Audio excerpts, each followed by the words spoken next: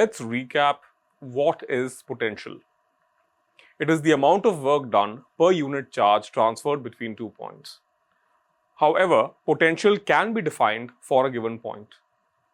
Having said that, what is an equipotential surface? It is a plane or a curved region of zero thickness. So this is an abstract idea. It's a kind of region that has no thickness and is either plane or has a curved shape, like a membrane. Now, a charge can move on the surface without any change in its energy or potential. In physics, we say that no work is done when we are moving a charge on an equipotential surface.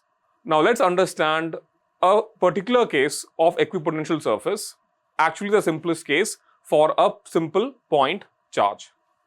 So here we have a point charge and we see a set of concentric circles or surfaces coming out of this charge. Now, the surfaces that you see here are in the form of concentric spheres or shells, and they are all emanating from the same origin.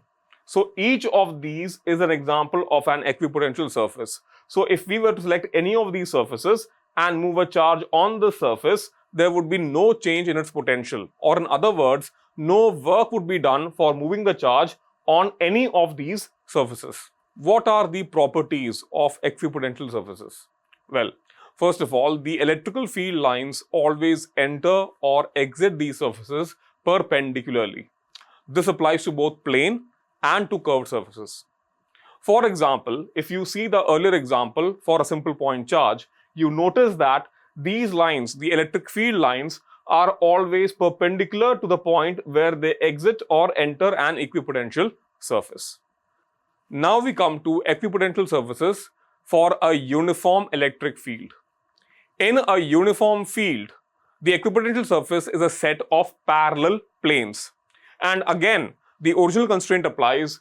The field lines will always enter and exit the equipotential surface at perpendicular angles. Now, let us consider the equipotential surfaces around dipoles.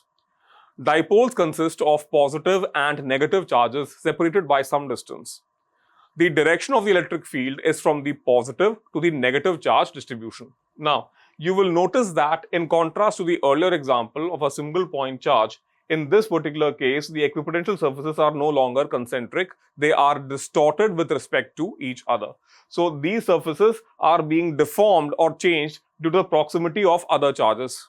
Here you can see the electrical field distribution for a dipole and why the equipotential surfaces are no longer concentric. You can see the distortion being caused due to the presence of opposite charges separated by some space. So as a result, the surfaces are closer together on one side and farther apart on the other side. When we are dealing with displaced like charges, again, we see a distortion of the equipotential surfaces. Again, instead of having spherical surfaces, both charges have the same sign. We see that the equipotential surfaces are forming a symmetrical pattern centered around the positive charges. As you can see here, due to the like charges, the equipotential surfaces are symmetrically distributed around the midline of this arrangement. Let's summarize what we have learned so far.